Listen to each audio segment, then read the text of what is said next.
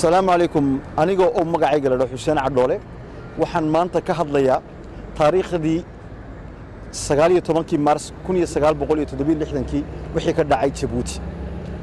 ولو أكسون يهي إن التاريخ داسي هاي تاريخ مهمة أو إن أمد رير جيبوتي لحسوسيو هادي يقور تاريخ داسي وحاهد مالنتي ويا نوض اللو بحيي ومالنتي أمد رير جيبوتي أو بمبحين إن يقبني مدو دقاتان لكن واحد عضي إنه فرنسيسكي حقا يدبر في على عارف إنه بابا ويراهدو مرة بنا قبنيمو وحنو دوننا إنانو لفردنا فرنسيسكا أنو نقولنا فرنسيس مركا محام دعي واحد دعي إن سن وزير وكم دا حزبي على عارف وها حاجي كامل إن يتجين جانوري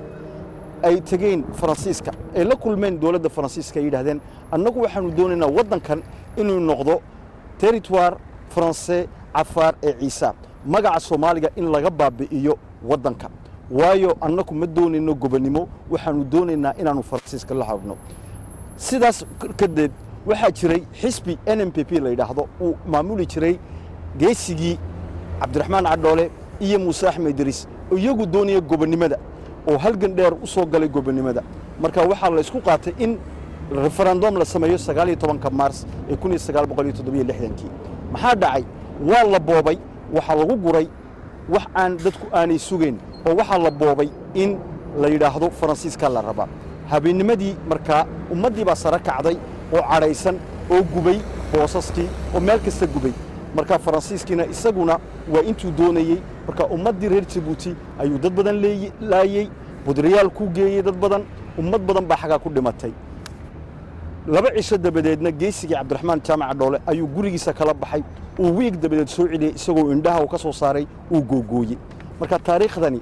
maxaa had iyo goor loo qariya waxa loo qariya had iyo goor ummadda reer Djibouti looga qariya waa taariikhdii xaq ahayd waa taariikhdii saxda ahayd marka raggani meesha haysta maanta waliba waxaan sheegay ninkan meesha haysta Ismaaciil Umar isiya adeerkiiba had iyo goor taariikhdan way qarin jireen waxay u qarin jireen way meelna kama soo galaan taariikhdan oo had iyo goor waxay isku dayaan inay taariikhdan qariyaan iyagu adeerkii bariga wuxuu ahaa ninkii wali Faransiiska la socday marka taariikhdan waxa had iyo goor loo qariyaa taariikhda raggani kuma jiraan marka ummadda reer Djibouti waxaan leenahay insha Allah bidmillaahi kariim maalin baa iman doonta in taalo iyo xasuus sida tan iga dambaysa loo samayn doono 19 Maars oo la tusi doono sida adduunyadan weynaad maanta Canada aanu joognaa taariikhdooda ninna la meelaawo wala tusa waxay tahay taariikhdu marka insha Allah waxaan isku day doonaa had iyo goor inaan u halganno in taariikhda reer Djibouti aan la qarin aanu dabadhilifna qarin aanu nin kalena qarin adduunkana la tuso caruurtayadana la baro taariikhdu waxa weeye waa muhiim waa saldhig waa waxa u yaala ummadda marka waxa weeye walaalayaal taariikhdaas 19 Maars 1967 waxaanu doonaynaa in maalin la fadhiyo ay noqoto in maalin ummadda reer Djibouti xasuusato in maalin la yiraahdo waa maalintii ummadda reer Djibouti u sara kaceen waa maalintii beenta laga sheegay waa maalintii ummadda reer Djibouti qabiil loo kala qaybiyay waa ummadda reer Djibouti loo kala qaybiyay waxaan jirin intaasaan kaga baxayaa taariikhda 1967 waana mahadsantiin